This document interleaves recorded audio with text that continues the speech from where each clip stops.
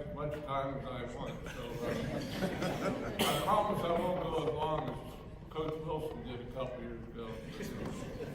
I would like to start off by congratulating everybody. I've been in your shoes before, and it's a great honor and well deserved. I'm an old math teacher, and it's funny. I was just starting to take, and I was going to add up all the wins. Brad gets up here and tells me how many it was. I can't remember the exact number, but over 5,000. That's a lot of wins. But I'm going to pick on my former player, Steve Frank, this year. I'm going to tell you the recruiting story of Steve Frank. And, I was talking to his junior college coach, and I said, "Do you have any players?" He said, "Well, yeah, we got this one guy." He said he's a good young man, a good player, but he's not really set that he wants to go on to college. He said his goal is he wants to go home and run his grandpa's lumber yard. So he's not motivated, and not too many people are talking to him. And so we arranged a visit. He came down, and David Keating's here. I think David agreed with you, and I think you were the one that really recruited, because all you guys did was talk about fishing and hunting. And so Steve decided to come, but we had a little problem. Steve's GPA, he was not motivated, like he said in junior college. Wasn't very good. I think the Right to Privacy Act, I can't tell you what it was, but for the price of a lottery ticket and a couple pennies, you'll get the idea about it. So, Steve really had to work hard, because right away, I think the light bulb went on his head, and he wanted to get into teaching, coaching. Well, it's not easy when you have a GPA like that to get it up to a 2.5 to get the teacher ed program. So he worked hard, and his junior college coach was wrong. He said he was a good person, good player. He was wrong, because he's a great person and a great player. And I'm so proud of him. And he's a perfect example. If you want to win 4 state championships in a row, 115 games in a row, all you got to do is work hard. Oh, and there's one other thing. You got to marry well. I do want to thank the Missouri Basketball Coach Association, and of course Danny especially, the one I've been coordinating all this with, for this honor. This is a great honor, I think, basically for 3 reasons. Number one, Gary Filbert, I always thought was a great friend of mine, so I'm honored to receive this. Number 2, I get to share this with another great friend, that's Coach George Wilson, who got this a couple years ago. But the real reason I think this is such a special award, and you sort of heard this today, that this is an unplanned award. By that I mean, when we all started out as coaches, we all had all kinds of goals. We're going to win state championships. We're going to win, so many conference championships, whatever. I would bet that not one of us or one of you had a goal written down or in your mind that someday you're going to be in the Hall of Fame. And, these are just results of hard work, a lot of luck, and by surrounding yourself with great people and great players. So I think that's why they're so special. They're just the gravy on top of everything. I do have some special people here today. I have a bunch of former players that are here with me today, and I appreciate you all coming. My son Matt and his wife Val are here, and my wife, my bride of 48 years, Marty. It's always been said, it's been said up here before, it takes a special woman to be a coach's wife, and she's definitely that. I don't know how many meals she cooked for the team, how many times she spent sewing uniforms, and she was our cheerleading coach. She kept stats when we were first started coaching, and but more importantly, I think she was a great mother to our sons. As a college coach, you miss a lot more in your kids' lives probably than when you coach high school, because you're gone so much. And she was always there for our kids when I was gone. I appreciate that. I mentioned Coach Wilson, what a great colleague he was. I'm going to tell you a little story, about Coach Wilson. When one year, our girls basketball coach resigned, and it was in the middle of the summer, I think, and I'm trying to call around, trying to find somebody to take the person's place. somebody came up to me and said, I know who you need to hire. And I said, who's that? And I said, Coach George Wilson. I said, what a great idea. Well, Coach Wilson's son had played for me. He had a daughter that played at C of O and another daughter that went there. And so he knew all about College of the Ozarks. And so anyway, he had retired after 31 years of high school coaching and was taking a year off. And I tried to find him, and he was down in Houston, Texas, doing a craft show for his son. So I finally got him on the phone and said, George, you got to come and bail us out for 1 year. And, so next year we have time to find a coach. And it was a hard sale, I thought, and he finally agreed to it. Well, that 1 year turned into 16 years, and I think we all know what happened, because he ended up with 1,000 wins, and what a career he had at College of the Ozarks. But the story I always loved about Coach Wilson is when he was thinking about taking the job, he talked to his daughter and said, I coached 31 years of boys. I've never coached girls. His daughter said, Coach, or Dad, it's basketball. You coach basketball. You don't coach boys and girls. Well, one day, Coach Wilson came to my office and sat down, and don't ever let Coach Wilson come and sit down in your office unless you have 2 hours. But he said, I finally found out there is a difference. He said, in 31 years of coaching boys, I never had a player come in and tell me they were pregnant. So there is definitely a difference. But like I said, I started my career head coaching at Hogan High School in Kansas City, and I went there because I knew I wanted to go to a place where I could get my master's. So I went to UMKC in the summer.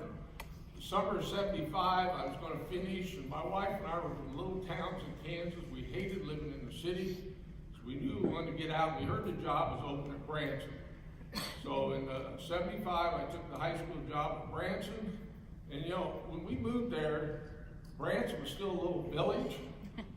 It had, I think, 4 family music shows, Silver Dollar City. The only roller coaster ride in Silver Dollar City was Fire in the Hole. And so I started at Branson. I have to tell you, one of my favorite stories is the second game of the year, we were playing in the Forsyth tournament. And we didn't take a bus because it was so close. So we told all of our players to be there at a certain time. So we're in there getting dressed and ready to play. And my point guard and my manager aren't there. And my point guard was named Billy Nevins. And I'm worried about him, and I'm mad. But we start our pregame talk, and all of a sudden the door to the locker room flies open. They run in, and I go, "Where have you guys been?" Billy Nevins said, "Oh, Coach, somebody hit a coon right in front of us. We had to stop and skin that thing." And I thought to myself, what have I gotten into in Branson? So anyway, I coached there 2 years, had a great time, a couple of very successful years, and then the job at School of the Ozarks, I'm probably always going to say College of the Ozarks, but opened, and I moved over there. So a lot of people in Branson thought I was crazy because they didn't have a real good reputation especially about basketball or anything. In fact, Mike Wilson, who's here, Mike Russell, he played for me at Branson High School and was a great player, and I tried to get him to go with me over to College of the Ozarks. And he was like all the other Branson kids. They sort of turned their nose up, and there was no way they were going to go to College of the Ozarks. But we got started, and the first year we were 9-19, and I always said probably the best win I ever had at College of the Ozarks occurred that year. The second to last game, we played Southwest Baptist. We upset them, okay, and it kept us from losing 20 games. And the next day, their coach got fired because you just don't lose to School of the Ozarks. So, but then we finally got to get a little recruiting done. Larry Chance, another guy that's here, I think he was probably my first really big recruit. And I know Mark Kelly, another person here, told me when we were recruiting Mark, said, when I heard you sign Larry Chance, that made me decide to want to come. So we got going, and that year we won our conference. That was the first place trophy in our trophy case there at the college. We made the old NAIA District 16 playoffs. Well, back then, there were like 25 schools in the state of Missouri playing NAIA basketball, and they only took 8 teams. that was a big deal just to make the playoffs. Well, the unfortunate thing is that was the year Drury was ranked #1, and we had to play at Drury in the opening round. And it was such a big deal, it was sold out, you could not get a seat. And Channel 33 had just started in Springfield, and they televised the game live. And I remember looking up about 3 or 4 minutes a game, and it was 8-8. About a minute later, I looked up and it was 23-8. Of course, we had the 8. But anyway, I thought, we finally reached here, and then we started having a little more success. And that Mike Russell, you know what? He showed up, and I thank him because it helped us get a lot of support locally. And he was a great player for us. So, Mike, thanks for coming out, and all the rest of you that helped make this get started. After we started winning, I think my 4th year we won 22 games. My 5th year we won 25. And we talk about goals as coaches. I always wanted to be a big-time coach. That was my goal. So after 5 years, when we won 25 games, I thought, this is now when I need to start looking. So I talked to some of my friends that were in Division I coaching, and basically every one of them told me this, that Al, if you're going to get Division I coaching, you have to do one of 2 things. Number 1, you have to have a player that you can bring that will hire you to get that player. Or number 2, you're going to have to come and be a volunteer and work for nothing, and then when something opens up, you can move up. Well, I didn't have a player, and I knew I couldn't work for nothing, so I stayed, never left C of O. I was there 38 years. But I discovered something. I did reach the big time, because I found out that the big time is where you are. And so it was a great career, and I look back and really enjoyed it. I'm going to just finish up here. I have some of my all-time favorite stories about coaching at College of the Ozarks. And the first one is, I love telling the story, the 2 most famous people I coached against never got in the game.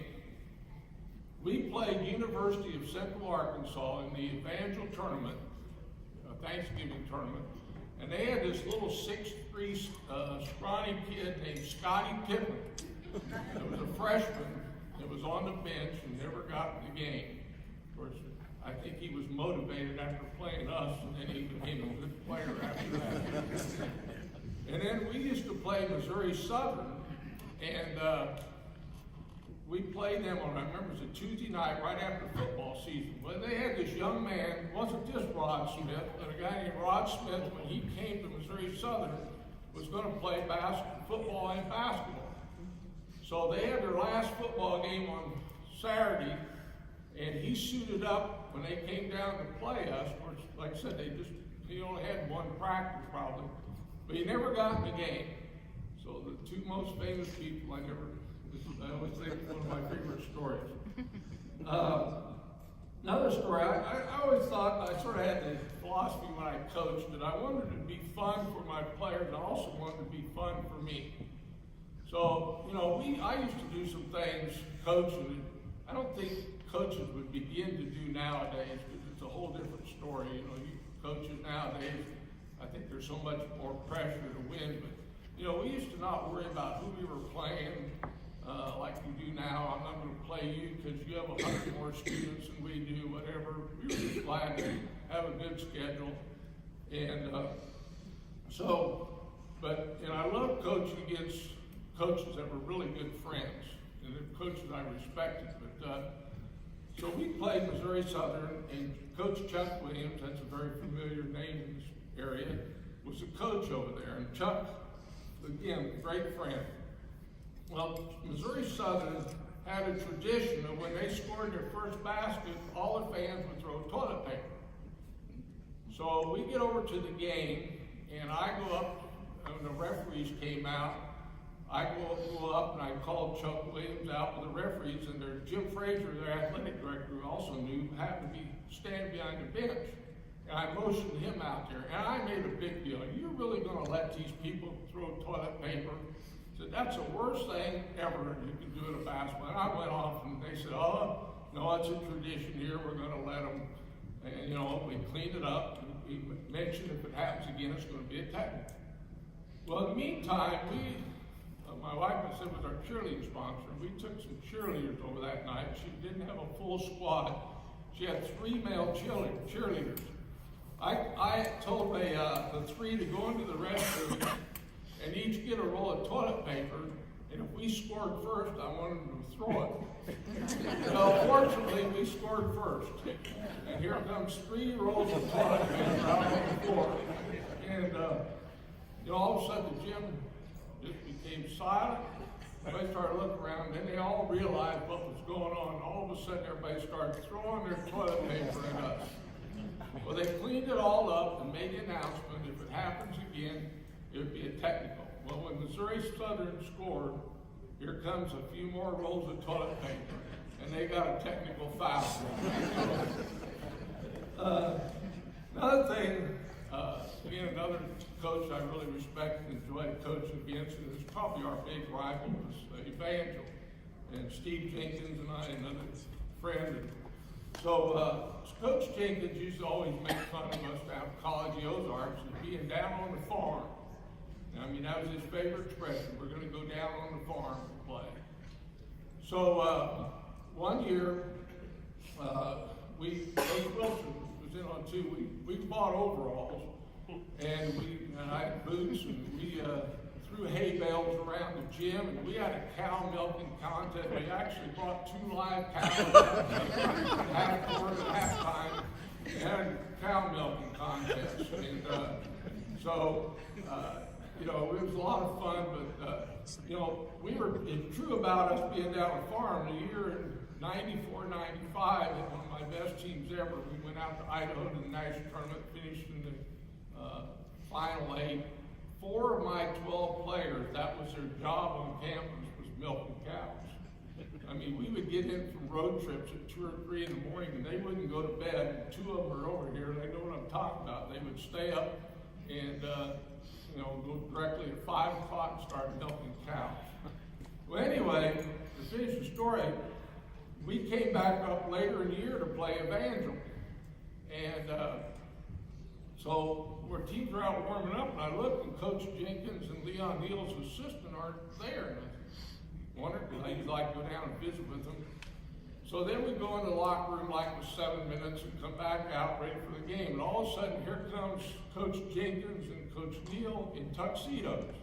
And they call me out to center court, and they have the mayor of Springfield show up, and they present me with the key to city of Springfield and make me an honorary city player.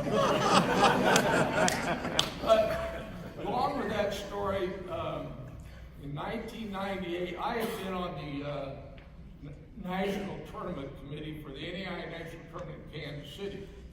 And in 1998, it was the 50th anniversary. And they had a lot of hoopla with that event that year, and I was the chairman of the committee. Well, they brought in a lot of the former players, and back then in NAI, there were a lot of NBA players that had played or that were playing the NBA. And I can't remember which one it was, but he was supposed to come and go to a Chamber of Commerce dinner and represent the NAI. Well, his plane got delayed, so the NAI president said, "Waller, you're going to go and represent the NAI at this luncheon." So I said, all right. So I went. Well, they presented me to the key to Kansas City. So I brought it back and gave it back to the president of the NAI. He said, "No, you keep it." Well, I want you people in Springfield to know this. You're going to be proud. The key to Kansas City is only about this big, but the key to Springfield is about this big. So, but anyway, I appreciate this. I know we're tired. I could go on telling stories, but I think that's enough. And, right, Steve? And again, I want to say thanks for this special award. And again, congratulate all of you. And I just want all of you sitting here that have won 500 games. Just think, 500 more, and you're going to be up there with Coach Wilson.